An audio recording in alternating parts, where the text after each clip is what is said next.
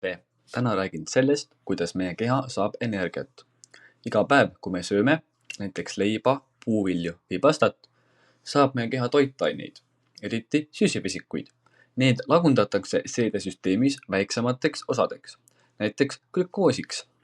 Glükoos liigub verega meie rakkudesse, kus toimub oluline protsess, raku hingamine. Selle käigus ühendab keha glükoosi ja hapnikku ning toodab energiat. See energia salvestatakse molekulis nimega ATP, mida rakud kasutavad kõikideks oma tegevusteks, liikumiseks, mõtlemiseks, hingamiseks ja isegi magamiseks. Ilma toidust saadava energiata ei suudaks me midagi teha. Seega võib öelda, et toit on meie keha kütus. Sellepärast on oluline süüa mitmekülgselt ja tervislikult, et meie keha saaks kogu vajaliku energia tegutsemiseks. Kas sa oled kunagi mõelnud, kuhu kogu see energia läheb, mida me sööme? Organismid vajavad energiat peaaegu kõige jaoks, mida nad teevad.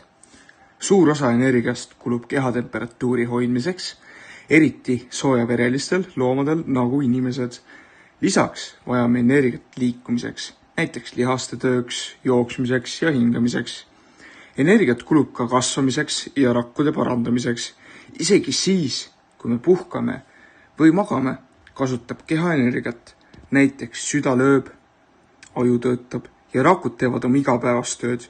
Lõpuks osa energiast läheb kaduma soojusena, mida me ei saa enam kasutada. Nii et kogu energia, mida me toidust saame, läheb elu üleval hoidmisele igas mõttes.